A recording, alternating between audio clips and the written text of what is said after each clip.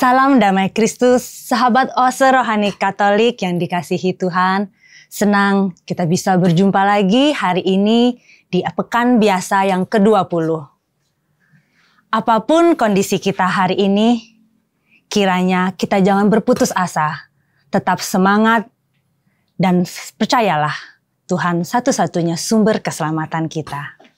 Bersama dengan saya Ignatia Sara Praditya, dan hari ini kita akan didampingi oleh Romo Agus Duka SVD yang akrab disapa dengan Romo Agus. Romo Agus, terima kasih untuk kehadirannya hari ini ya Romo.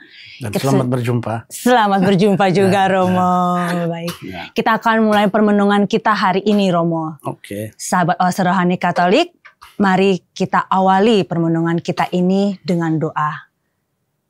Oke, marilah kita menyiapkan hati, budi kita untuk mengawali siara kita, siara rohani ini dengan doa. Dalam nama Bapa dan Putra dan Roh Kudus. Amin. Allah Bapa yang Maha Kuasa, kami bersyukur, kami berterima kasih kepadamu karena Engkau memungkinkan kami lagi untuk pada hari ini berdiskusi dan sharing pengalaman berdasarkan inspirasi kitab suci. Kami mohon berkatilah kami semua, berkatilah semua teman-teman kami, para pencinta dan yang terlibat dalam kegiatan ini, Oase Rohani Katolik. Semoga kami semua menimba, mendapatkan ilham dari perbincangan ini, perenungan ini, dan dengan demikian kami dapat maklumkan itu kepada siapa saja yang kami temui dan kami rasapi sendiri dalam hidup dan karya kami. Kami mohon ini dalam nama Kristus Tuhan kami. Amin. Dalam nama Bapa dan Putra dan Roh Kudus. Amin. Tuhan sendiri akan memberi kesejahteraan dan negeri kita akan memberikan hasil. Kita akan mendengarkan sabda Tuhan dari kitab Hakim-Hakim. Bacaan dari kitab Hakim-Hakim. Pada zaman para hakim, datanglah malaikat Tuhan dan duduk di bawah pohon tarbantin di Ofra, milik Yoas, orang Abiezer. Ketika itu Gideon, anak Yoas, sedang mengirik gandum di tempat pemerasan anggur agar tersembunyi bagi orang Midian. Malaikat Tuhan lalu menampakkan diri kepadanya dan berkata, "Tuhan sertamu, pahlawan gagah berani." Jawab Gideon kepadanya, "Ah Tuanku, jika Tuhan menyertai kami, mengapa semuanya ini menimpa kami? Di manakah segala perbuatan-perbuatannya yang ajaib, yang diceritakan oleh nenek moyang kami kepada kami, ketika mereka berkata, 'Bukankah Tuhan telah menuntun kita keluar dari Mesir?' Tetapi sekarang Tuhan membuang kami dan menyerahkan kami ke dalam cengkraman orang Midian." Lalu Tuhan berpaling kepada Gideon dan bersabda, "Pergilah dengan kekuatanmu ini, dan selamatkanlah orang Israel dari cengkraman orang Midian. Ketahuilah, akulah yang mengutus engkau." Tetapi Gideon menjawab, "Ah Tuhanku, dengan apakah akan kuselamatkan orang Israel? Ketahuilah, kaumku adalah yang paling kecil di antara suku Manasye, dan aku pun yang paling muda di antara kaum keluargaku." Bersabdalah Tuhan kepadanya, "Akulah yang menyertai engkau. Sebab itu, engkau akan memukul kalah orang Midian sampai habis." Maka jawab Gideon kepadanya, "Jika sekiranya aku mendapat kasih karunia di hadapanmu, maka berikanlah kepadaku tanda bahwa engkau sendirilah yang bersabda kepadaku. Janganlah kiranya pergi dari sini sampai aku datang membawa persembahan dan meletakkannya di hadapanmu." Sabdanya, "Aku akan tinggal di sini sampai engkau kembali." Maka masuklah Gideon ke dalam, lalu mengolah seekor anak kambing dan roti yang tidak beragi dari tepung sefa. Ditaruhnya daging itu dalam bakul dan kuahnya dalam periuk. Lalu dibawanya kepada malaikat di bawah pohon tarbantin dan dihidangkannya. Bersabdalah malaikat Tuhan itu kepada Gideon, "Ambillah daging dan roti tak beragi itu, letakkanlah di atas batu ini, dan tuangkanlah kuahnya." Gideon berbuat demikian. Lalu malaikat Tuhan mengulurkan tongkat yang ada di tangannya. Dengan ujung tongkat itu disentuhnya daging dan roti itu. Maka timbullah api dari batu dan memakan habis daging dan roti itu. Kemudian malaikat Tuhan itu menghilang dari pandangan Gideon. Maka tahulah Gideon bahwa itu malaikat Tuhan. Ia berkata, "Celakalah aku, Tuhanku Allah, sebab aku telah melihat malaikat Tuhan dengan berhadapan muka." Tetapi Tuhan bersabda kepadanya, "Selamatlah engkau, jangan takut, engkau tidak akan mati." Lalu Gideon mendirikan mezbah di sana bagi Tuhan dan menamainya Tuhan itu Keselamatan. Demikianlah sabda Tuhan. Syukur kepada Allah. Mazmur tanggapan. Tuhan menjanjikan keselamatan kepada umat-Nya. Tuhan menjanjikan keselamatan kepada umat-Nya. Aku ingin mendengar apa yang hendak difirmankan Allah. Bukankah Ia hendak berbicara tentang damai kepada umat-Nya dan kepada orang-orang yang dikasihi-Nya, supaya mereka jangan kembali kepada kebodohan? Tuhan menjanjikan keselamatan kepada umat-Nya. Kasih dan kesetiaan akan bertemu. Keadilan dan damai sejahtera akan berpelukan. Kesetiaan akan tumbuh dari bumi, dan keadilan akan merunduk dari langit. Tuhan menjanjikan keselamatan kepada umat-Nya. Tuhan sendiri akan memberikan kesejahteraan, dan negeri kita akan memberikan hasil. Keadilan akan berjalan di hadapannya, dan damai akan menyusul di belakangnya. Tuhan menjanjikan keselamatan kepada umat-Nya. Haleluya, haleluya. Yesus Kristus telah menjadi miskin, sekalipun Ia kaya, agar kalian menjadi kaya berkat kemiskinannya. Haleluya, haleluya. Tuhan bersamamu Dan bersama rohmu. Inilah Injil suci menurut Matius. Dimuliakanlah Tuhan. Yesus bersabda kepada murid-muridnya, "Aku berkata kepadamu, sungguh sukar sekali bagi orang kaya untuk masuk ke dalam kerajaan surga. Sekali lagi aku berkata kepadamu, lebih mudah seekor unta masuk melalui lubang jarum daripada seorang kaya masuk ke dalam kerajaan surga." Mendengar itu gemparlah para murid dan berkata, "Jika demikian, siapakah yang dapat diselamatkan?" Yesus memandang mereka dan berkata, "Bagi manusia hal ini tidak mungkin, tetapi bagi Allah segala sesuatu mungkin." Lalu Petrus berkata kepada Yesus, "Kami ini telah meninggalkan segala sesuatu dan mengikuti Engkau.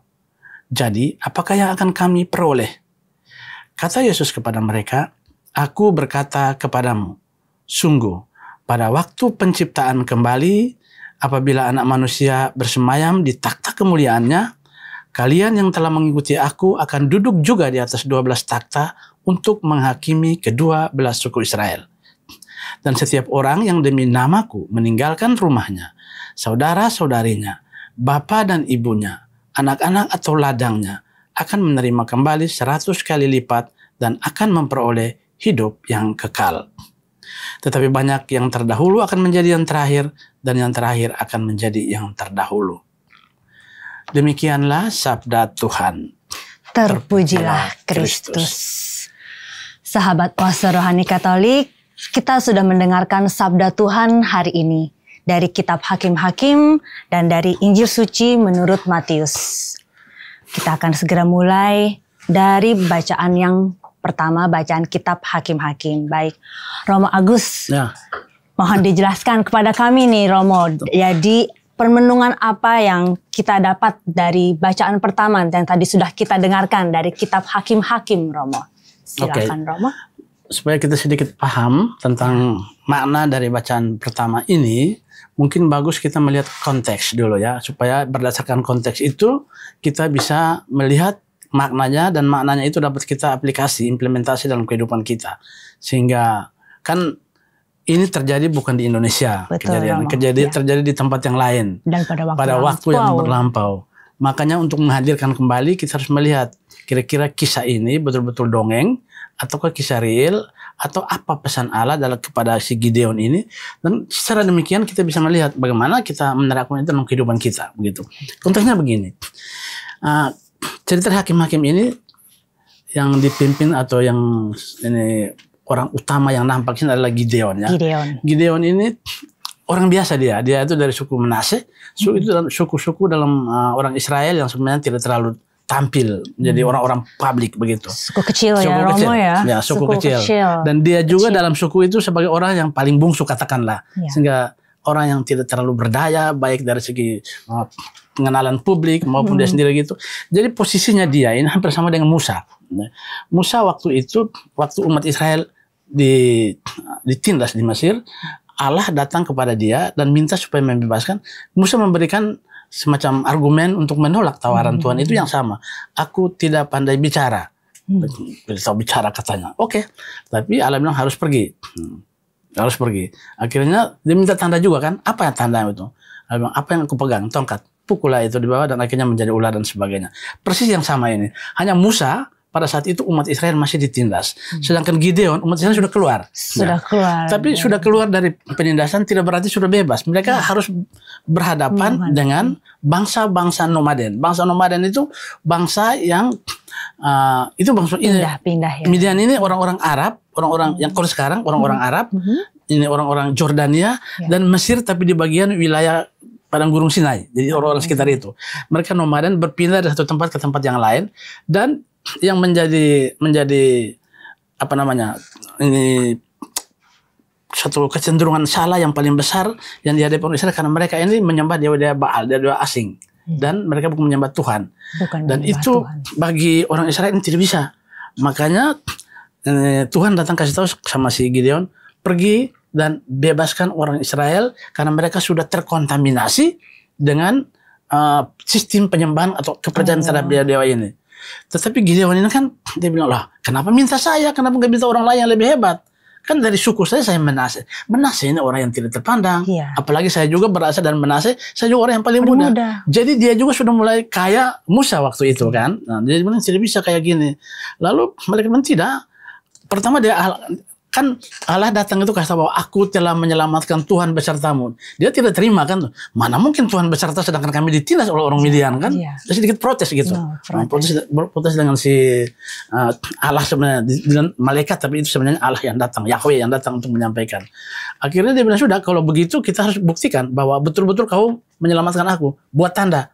Nah, tanda apa itu? Akhirnya masuk, sembelih seekor kambing, buat roti, bawa datang, lalu disuruh taruh di atas batu, lalu ambil itu tongkat, akhirnya nyala. Nah, ini sebagai tanda.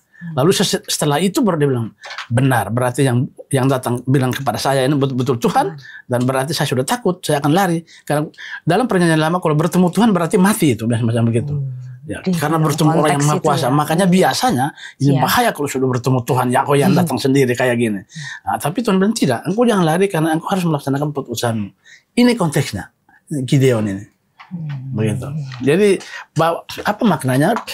Maknanya bahwa kalau kita umat manusia, umat Kristiani sudah dipanggil oleh Tuhan, dan Allah sudah memanggil kita, Dia memilih kita dan Dia mengutus kita. Memang kita sering mengatakan saya tidak bisa buat ini, saya tidak bisa buat ini. Mampu ini. Sering kita seperti itu ya Romo. Kita lihat kelemahan kita langsung keluar dari itu segala. Macam gitu, sebagai penolakannya kayak kelemahan kita, mungkin apa kurang rasa percaya diri, mungkin seperti itu Romo, atau bisa juga kurang percaya diri, bisa juga menganggap orang lain lebih hebat, itu apa yang hubungan, atau bisa juga karena dia tidak diperbiasakan untuk kegiatan seperti itu. Dalam komunitas gereja juga kamu lihat kan, disuruh bisa ini kan, ini lektor, nggak bisa, benar-benar macam begitu. Tapi kalau dalam hal seperti ini, kalau Allah sudah memanggil pergi, buatlah karena ada jaminan dari Tuhan. Ya. Kalau dulu diminta tanda, sekarang tidak perlu minta tanda lah. Tanda bahwa kalau tanda sekarang adalah kepercayaan orang kepada aku, itulah tanda yang paling ulun daripada harus membakar segala macam binatang gitu. Kalau zaman dulu tandanya mereka butuh tanda yang kasat mata ya, Romo tanda ya. Kasat mata. Karena menurut mereka itu mujizat berarti sesuatu yang tidak pernah ada dan tiba-tiba ada. Tapi bagi kita sekarang mujizat itu hal-hal biasa, tapi engkau melihat dengan mata yang lain. Misalnya, pagi bangun sudah ada matahari terbit, sore sudah terbenam. Ini sebuah mujizat besar sekali sebenarnya. Karena di negara lain kan selama 6 bulan dulu baru bisa lihat matahari lagi. Selama 6 bulan, kita berarti kenapa tidak bersyukur dengan itu? Jadi mujizat berarti kemampuan untuk membidik yang tidak bisa dilihat oleh orang lain. Dan itu Allah buat, ya. Tapi karena kita sudah merasa terbiasa, dan kita mampu untuk melihat. Untuk orang seperti itu, kita mesti duduk merenung dan melihat ini mungkin cara Allah yang dibuat kepada saya, tetapi saya sendiri tidak menyadarinya karena saya merasakan sebagai hal yang biasa, macam gitu. Ya Romo, menarik ya Romo dari cerita Gideon ini, aplikasinya untuk kehidupan kita sehari-hari. Jadi jangan merasa kecil, jangan merasa macam gugup, canggung, tidak percaya diri dan sebagainya. Tidak percaya diri, merasa kurang atau seperti itu Romo ya. Jadi ini panggilan dan perutusan sebenarnya. Perutusan Tuhan. Jadi kita melihat di sini panggilan perutusan tuh Allah kalau memanggil orang, dia tidak melihat bahwa engkau punya apa namanya, prestasi atau status sosial. Ya betul, prestasi. Ya, prestasi sosial. Dia memanggil orang-orang yang biasa, yang tidak dipandang. Ya justru, ya betul. Coba kamu lihat Musa. Seperti Musa, orang biasa yang kerja di ladang, bicara, atau juga ini sekarang Gideon, atau kalau nanti di Perjanjian Baru kamu lihat Yesus panggil murid. Itu murid-murid itu orang bodoh semua. Mereka bukan ahli Taurat dan jago baca kitab suci. Mereka bukan ini orang-orang Farisi yang selalu ikut aturan-aturan ini. Ada di pinggir pantai, ikutilah aku dan sebagainya. Dan mereka kan peminum mabuk. Makanya waktu diundang oleh Yesus untuk pergi itu pesta, ya, anggurnya habis. Ya kenapa bawa orang-orang pemabuk dari pantai itu? Minum semua kayak gitu kan. Jadi Yesus menggunakan orang-orang itu untuk mempertobatkan orang-orang yang angkuh, serakah dan sebagainya. Dan merasa diri paling hebat, tapi ternyata ya, yang Allah memandang yang hati. Allah tidak memandang statusmu. Gitu. Jadi jika Tuhan sudah memanggil, ya kita hanya serahkan diri, taat pada apa yang menjadi panggilan Tuhan ya Romo ya. Iya. Itu. Tapi serahkan diri, jangan menyerahkan diri secara apa gitu ya, macam serahkan diri secara butuh. Tapi kita juga rasionalisasi penting di sini kan. Dia kan jadi bukan dipanggil lalu jalan saja gitu kan, bukan macam Yesus panggil kan. Tapi ini dia Musa dan dia ini bagus karena dia mau mendiskusikan dengan Tuhan bahwa entahkah engkau menilai saya betul-betul bisa atau enggak ini, karena saya menilai diri saya sendiri enggak bisa. Kalau saya enggak bisa, engkau bilang saya bisa, berarti tunjukkanlah itu dan nanti tugasmu. Ini secara implisit mengatakan tugasmu bahwa kalau saya tidak bisa, engkau jangan lari. Engkau harus tetap menyertai saya karena saya duduk diam-diam, kau yang panggil saya untuk pergi buat. Sekarang kalau saya nggak bisa, kamu harus bantu, macam begitu. Dan Allah memberikan harapan, dan harapan itu yang paling penting untuk setiap orang yang dipanggil dan diutus. Harus ada harapan. Kalau tidak ada harapan, yang harus mati paling terakhir adalah harapan. Gitu. Harapan hanya pada Allah saja ya. Pada Allah. Ya, di sini kemudian menarik juga ya Romo ya. Gideon minta. Janganlah kiranya pergi dari sini. Sabda Tuhan menjawab, aku akan tinggal di sini sampai engkau kembali. Jadi Tuhan itu mengutus kita dan tidak menjanjikan tidak akan meninggalkan kita ya Romo ya. Nah, Tuhan itu kan Emmanuel kan. Ya. Emmanuelnya Allah beserta kita kan. Jadi dia apapun terjadi dimanapun. Kamu ngomong itu benar bahwa di sini juga muncul satu jaminan, itu yang garansi itu kan. Ya. Bahwa engkau tunggu dengan saya akan pergi membuat ini segala macam kasih kamu lalu. Jadi ini dia takutnya bahwa Allah pergi kan dan dia sendiri. Ya, Nah, makanya dia bilang tunggu, saya akan mengambil ini kita buat bersama supaya engkau menunjuk kepada saya apakah betul. Jadi ini semacam satu tindakan bersama. Bahwa jangan engkau datang, om habis pulang, tapi sama-sama kita merunding dan kita memutuskan bersama dan berikan tanda tangan semacam kontrak bersama. Itu kontrak bersama itu. Ya. Ini kontrak bersama ini. Jangan saya tanda tangan sendiri dan kamu nggak tanda tangan. Jadi dia bawa turun lalu Allah juga ambil itu tongkatnya bakar kan dan api semua. Jadi Allah kalau bilang saya akan membuat untukmu berarti Allah akan ini tinggal ya Romo. Ya, Allah tetap tinggal dan tidak akan meninggalkan kita. Begitu, itu perjanjian lama punya. Bagus ini cerita-cerita ini kalau kita refleksikan dalam kehidupan kita itu bagus sekali. Jadi panggilan dan perutusan Gideon ya dalam orang-orang sederhana. Jadi poin dari yang bacaan pertama ini bahwa Allah selalu membutuhkan kita. Tetapi kita juga tidak saja mengikuti, tapi kita juga harus menimbang ya. Menimbang entahkah kemampuan saya ini masih dibutuhkan oleh Allah atau tidak, karena saya tidak mampu. Dan timbang itu harus disampaikan kepada Tuhan. Jadi semacam berdialog dengan Tuhan. Saya orang begini dan sebagainya. Nah, kalau kita rasa bahwa Allah sungguh-sungguh memilih dan mengutus kita harus terima apapun terjadi. Sama seperti Maria juga. Maria juga dapat kabar dan Maria tidak setuju dan sama sekali karena dia punya rencana sudah lain sama sekali kan. Tapi tidak lama malaikat datang rubah rencana dia.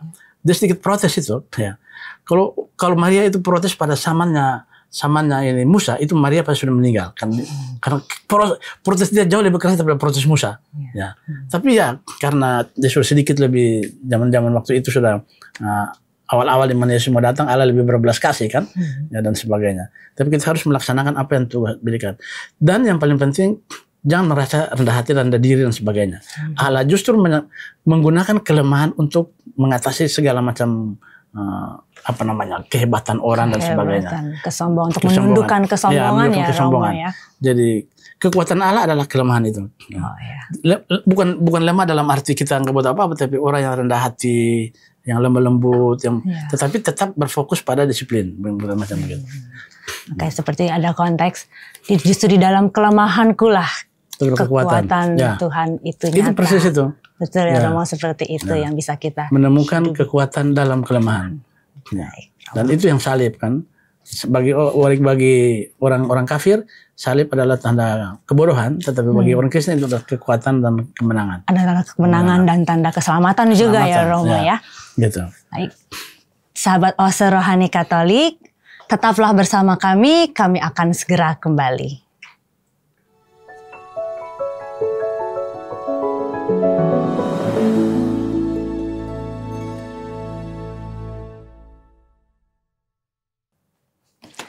Sahabat Oase Rohani Katolik, kita kembali lagi. Terima kasih masih bersama dengan kami. Sebelumnya tadi kita sudah mendengarkan, pada bagian yang pertama kita sudah mendengarkan inspirasi dari bacaan hari ini, yaitu dari kitab Hakim-Hakim. Selanjutnya kita juga akan mendengarkan inspirasi permenungan dari Injil Suci menurut Matius yang hari ini sudah kita dengarkan. Baik, Romo Agus, mohon dijelaskan kepada kami nih. Dan kita refleksi secara bersama kan? Ya, refleksi secara bersama Romo. Dari Injil Suci menurut Matius hari yang sudah kita dengarkan hari ini. Poin di sini ini kan tentang keterlekatan terhadap harta benda itu sebenarnya. Bahwa Allah menciptakan manusia, Allah juga menciptakan hal-hal yang kita bisa jadikan sebagai sarana untuk membuat kita menjadi hidup dan berkelanjutan hidup kita di dunia. Tapi terkadang kita menjadikan itu sebagai dewa, sebagai Allah lain. Makanya ini yang Allah jelaskan di sini. Di situ dia bilang lebih sukar seorang kaya masuk ke dalam kerajaan surga daripada seekor unta masuk melalui lubang jarum. ini perbandingan ini membuat kita tersinggung sekali. Karena macamnya ini kalau Tuhan omong begitu ya. Terlalu ekstrim ya Romo ya Sangat perbandingannya ekstrim, ya. Dia omong unta yang begitu besar dan lubang jarum yang Masuk lubang jarum yang kecil itu. mungkin bulu unta saja tidak bisa masuk ke lubang jarum. Iya betul. Unta saja sekarang lubang ini jarum unta tapi yang macam malah begitu. tapi malah Tuhan berkata sukar sekali perbandingannya sangat perbandingan sangat ekstrim ya, betul Romo. Ya. Sukar sekali bagi orang kaya masuk ke dalam kerajaan surga daripada seekor unta masuk ke lubang jarum. Baik Romo. Bagaimana Ya itu begini kan, supaya kita tidak supaya orang yang kita semua ini sebenarnya dalam hal tertentu kaya dan dalam hal tertentu kita miskin ya. Tapi penekanan di sini pasti perjanjian yang Yesus buat ini kan kaya dalam hal materi. Itu bahwa pertama, orang-orang yang kaya juga sebenarnya tidak boleh merasa bahwa Tuhan sementara mengutuk sama dia. Sebenarnya itu. Supaya kita jangan menjadi down karena ini sabda kitab suci Tuhan bilang gini berarti tidak ada lagi harapan untuk masuk ke dalam surga. Bukan. Ini sebuah perbandingan saja, sebuah hiperbole yang dibuat oleh Yesus. Itu begini bahwa orang kaya itu bisa masuk ke dalam kerajaan surga dan juga punya hak untuk masuk ke dalam kerajaan surga, tetapi dia juga harus berusaha keras demikian rupa sehingga dia tidak menggantungkan seluruh hidupnya kepada harta benda yang dia miliki. Itu. Dan untuk meninggalkan harta benda yang kita miliki ini agak sulit, itu sukar sekali itu. Kita sudah punya segala macam itu yang membuat kita menjadi nyaman secara material. Tidak lama Tuhan mengatakan bahwa harus meninggalkan segala macam itu. Tidak gampang sebagai manusia ya. Mungkin Tuhan gampang, tapi untuk kita sulit itu. Manusia, Saya punya ini, punya itu, dan punya itu. Bahkan kecenderungan manusia, setiap kali kita sudah punya sesuatu, kita ingin supaya ditambah menjadi lebih dari itu. Tidak pernah merasa cukup hal material di dunia ini. Nah, berdasarkan itu, makanya Allah memberikan awasan bahwa stop sudah untuk ada kecenderungan untuk memiliki segala macam duniawi seperti itu, lalu kamu melupakan Tuhan. Karena dengan demikian kita menjadi penyembah berhala itu, menjadikan hal-hal seperti itu sebagai berhala baru. Ya. Akhirnya kita tidak menyembah Tuhan, tapi kita menyembah itu. Jangan menyerahkan diri dikuasai oleh hal yang kita miliki. Ya. Jadi kita boleh memiliki itu, tapi kita yang mengatur dia dan bukan dia yang menggembalakan kita. Jadi bukan dia yang harta benda atau apapun itu namanya bukan yang mengatur kita, tapi yang mengatur kita. Makanya saya gunakan jangan harta benda itu menjadi gembala bagi kita kan, jadi yang menggembalakan kita hanya tidak masuk dalam kerajaan surga. Yang model macam begitu. Itu yang paling penting. Lalu yang kedua juga yang perlu saya tekankan di situ bahwa Allah tidak pernah mengatakan bahwa orang miskin itu mudah masuk surga. Dia tidak buat perbandingan. Sulit sekali orang ini kaya masuk surga. Seperti lebih mudah seekor unta masuk lubang jarum. Tapi dia tidak bilang apa-apa bahwa nanti orang miskin yang mudah sekali masuk surga. Berarti pintu gerbangnya seperti Porta Santa yang keluar masuk surga. Sesuka hati kan, dia tidak begitu. Ya, jadi dia tidak membandingkan antara orang kaya dan orang miskin. Dia mengakui semua orang-orang itu. Hanya kecenderungan terhadap hal yang kita miliki itu terkadang menggiring kita untuk tidak masuk dalam kerajaan surga. Maka itu yang dia bilang hati-hati terhadap itu. Jadi yang dia awaskan kepada kita itu bukan berarti sama sekali kita tidak bisa masuk. Semua punya hak, semua punya penelitian. Hanya kalau kita tetap melekat, kita sulit sekali masuk dan tingkat kesulitan itu lebih mudah ini unta masuk lubang jarum daripada ini orang kaya. Karena tingkat kesulitan untuk meninggalkan kenyamanan material itu jauh lebih sulit. Jadi bukan tingkat kesulitan untuk masuk surga sekali. Cara sebutnya bahwa lebih mudah, lebih sukar. Tapi maksudnya tingkat kesulitan untuk keluar dari kenyamanan itu tinggi sekali. Nah, lebih baik unta masuk dalam lubang jarum daripada kamu keluar dari lebih mudah ya. Lebih mudah daripada kamu keluar dari cengkraman harta milikmu itu. Maka kita harus berbuat balik bahwa saya menggunakan harta milik itu untuk memuji Tuhan dengan jalan. Ya kita bisa juga kalau punya lebih dermakan kepada orang yang membutuhkan. Atau juga kita menjadikan itu sebagai sarana untuk sarana-sarana yang kita punya itu jangan hanya untuk kepentingan kita. Kita tidak berfokus kepada milik itu saja, tetapi kita jadikan itu sebagai sarana untuk memuji, memuliakan Tuhan lewat pelayanan terhadap sesama kita. Jadi berkat bagi orang lain. Dia harus menjadi berkat bagi. Ya ini yang istilah yang paling penting ini. Yang yang kita miliki itu dia harus menjadi berkat bagi orang lain. Ya. Gitu. Itu penting. Kalau dia tidak berkat bagi orang lain, tidak berguna, dan itu keluar dari menggunakan itu berkat bagi orang lain itu sulit sekali. Iya, itu makanya tadi ya, karena kita sudah nyaman dengan apa yang kita zona nyaman kan, comfort zone kan, ya, macam begitu. Tuhan itu memanggil semua orang untuk menuju keselamatan ya, Romo ya. Tinggal kembali respon kita terhadap panggilan Allah itu ya, Romo ya. Apakah kita mau turut dalam panggilannya, rela melepaskan segala kenyamanan kita ya, Romo ya. Tadi, itu makanya berhubungan dengan kelanjutan kan, murid-murid kan bilang kami sudah lepaskan. Iya, kami sudah lepaskan. Kami sudah lepaskan. Apa ini kami? Jadi dia pakai pemikiran duniawi tentang saya begini maka harus kasih begini. Jadi semacam do ut des itu dari prinsip bahwa saya sudah kasih mana imbalan. Hukum imbalan yang macam begitu tuh imbalan bagi Yesus itu imbalan itu bukan berarti karena kamu telah berbuat maka sekarang imbalan. Tanpa kamu buat pun Allah akan memberikan kepada itu, yang penting engkau yakin dan percaya kepada Dia. Begitu. Sehingga tidak dalam arti bahwa kalau saya tidak membuat sesuatu maka Allah tidak menghargai saya. Sudah memberkati saya, tidak. Tanpa engkau buat pun Allah memberkati engkau, itu yang kemurahan Tuhan kan dan sebagainya itu. Itu yang paling penting dalam hal ini, supaya makanya tadi dalam itu Gideon itu kan, Gideon. Tidak dalam cerita yang disebutkan, tetapi bahwa dia itu sudah siap itu begitu banyak ini angkatan perang untuk pergi melawan. Tapi kalau dengan menggunakan itu Allah bilang berarti engkau menggunakan kekuatanmu sendiri. Padahal sebagai manusia engkau harus bergantung kepada saya sebagai penentu.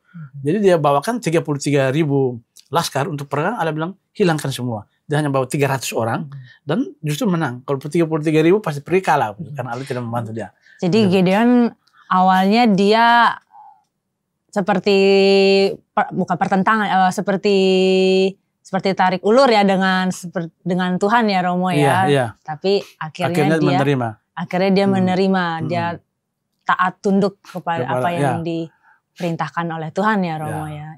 Dan itu yang persis kita juga harus buat seperti itu kan. Jadi yang untuk ini dari Injil bacaan, ini, dari bacaan Injil hari ini, Romo. Ya, itu sebenarnya pertama jangan takut untuk memiliki harta benda.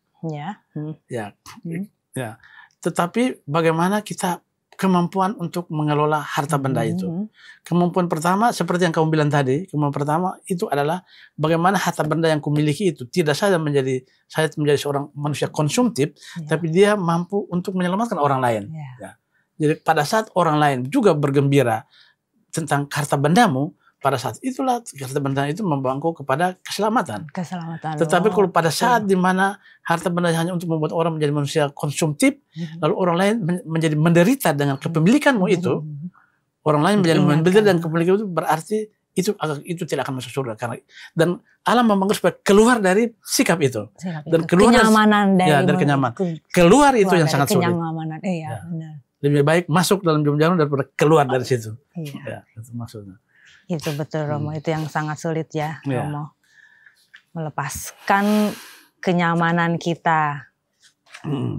Lalu yang berikut yang disampaikan juga dalam itu, yang kedua kan, bagian kedua tentang rasul-rasul itu kan. Kami telah meninggalkan ini, meninggalkan itu dan semua. Saudara-saudara meninggalkan saudara-saudara, isi rumah, gitu, bapak, ibu, anak-anak dan ladangnya. Jadi itu juga sebenarnya hampir sama juga dengan di sana kan, bahwa mereka menuntut. Jadi Allah sudah mau bikin mereka menuntut supaya mereka juga dapat semacam pahala, macam begitu, semacam pahala. Tetapi Allah bilang pahala itu bukan bisa dapat di sini, tapi saya menjanjikan sebuah pahala yang lebih lain yang kamu di sini, yaitu bahwa nanti kamu akan bergabung bersama saya untuk sama-sama mengadili orang pada saat dunia akhirat nanti. Jadi itu sebenarnya pahala itu hanya sebenarnya yang paling besar, itu yang hadiah yang diberikan Tuhan itu. Bahwa kita dilibatkan dalam kebijakan Tuhan untuk mengadili manusia. Itu jauh lebih besar ya daripada sekadar saya sudah tinggalkan ladang maka kasih lagi ladang yang lain macam begitu kan. Tapi bahwa kamu meninggalkan yang begini, tetapi kamu akan pada saat yang sama nanti, pada saat nanti kemudian hari keselamatan nanti, kamu mengambil bagian dalam kebijakan yang hanya Allah sendiri buat. Tetapi waktu itu kamu terlibat dan berpartisipasi. Dan ini satu kekuatan yang paling besar. Begitu. Bahwa kita, bukan saja kekuatan, tapi kepercayaan Tuhan kepada kita bahwa kita dilibatkan dalam proyek dan keputusan-keputusan Tuhan untuk Tuhan. menentukan siapa yang bisa masuk surga dan siapa yang tidak masuk surga. Itu satu hadiah terbesar yang dibuat oleh Tuhan untuk kita. Ya. Tidak hanya terbatas untuk rasul-rasulnya, Romo. Bukan, ya. Jadi untuk, ya. termasuk kita semua ini, Romo. Jadi rasul ini mewakili kita yang ada di dunia ini, begitu. Karena orang selalu berpikir bahwa rasul itu atau para murid itu berarti identik di dunia ini dengan para pastor, para romo, para Yesus waktu panggil murid-murid dia tidak pernah pikir tentang pastor, tidak pernah pikir tentang romo, tidak pernah tentang suster. Dia pikir tentang umat manusia. Jadi panggilan itu bukan panggilan menjadi hidup ini apa namanya ini sebagai tarekat religius, tapi panggilan untuk menjadi misionaris. Dan misionaris itu siapa saja bisa menjadi misionaris. Ya. Mulai tadi seperti tadi ya Romo ya, dari berkat yang kita punya itu kita bisa menjadi berkat bagi orang lain, itu udah sebagai bentuk panggilan Romo. Jadi yang kita punya itu kita jadikan bukan sebagai milik bersama ya, itu sudah ideologi komunisme kan. Ya, menjadi kecuali komunitas kecil waktu zaman komunitas perdana kan milik yang satu menjadi milik bersama. Mungkin 3 orang aja kan atau 10 orang. Yang macam begini nggak bisa begitu. Jadi bagaimana kita mengelola kemampuan untuk mengelola dan menjadikan itu sehingga orang lain menjadi bahagia dengan apa yang kita miliki. Itu juga. Tapi kalau yang kita miliki itu membuat orang menjadi putus asa, kita tidak mengelola demikian sehingga orang merasa cemburu dan sebagainya, itu berarti kita belum berbuat baik kepada orang lain, dan demikian Tuhan tidak akan mau dengan cara hidup seperti itu. Baik Romo, terima kasih Romo, menarik sekali ya Romo permenungan kita dari hari ini dari Kitab Hakim-Hakim dan Injil Matius. Baik Romo, sebelum kita menutup acara ini, jadi sudah selesai ya? Iya Romo, kita sudah di penghujung acara. Baik Romo, mohon ditutup dulu dengan doa dan kita mohon juga berkat dari Romo ya. Oke, baik. Jadi mari kita berdoa sambil tetap mengingat akan poin-poin refleksi kita tadi. Semoga semua yang kita bicarakan tadi, baik kalau kita diskusikan, kita sharing, itu baik dalam perjanjian lama maupun perjanjian baru dapat membantu dan bermanfaat untuk kita. Marilah kita berdoa. Allah yang Maha Kuasa dan Kekal, kami berterima kasih karena Engkau sendiri telah hadir bersama kami dalam berbagi iman lewat inspirasi kitab suci dalam perjanjian lama dan perjanjian baru.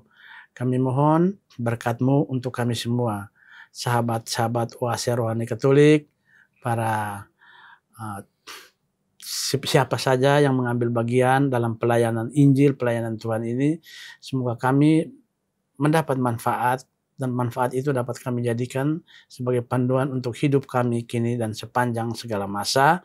Amin. Dan kita sekalian dilindungi dan diberkati oleh Allah yang Maha Kuasa, Bapa dan Putra dan Roh Kudus. Amin. Terima kasih Romo Agus untuk permenungannya yang sangat luar biasa sekali hari ini. Sahabat Oase Rohani Katolik, tidak terasa kita sudah sampai di penghujung acara ini. Kiranya dari permenungan yang sudah kita dengarkan hari ini semakin menumbuhkan iman, harapan, dan kasih kita akan Kristus. Sampai jumpa di kesempatan yang lain. Tetap sehat, tetap semangat, jangan menyerah.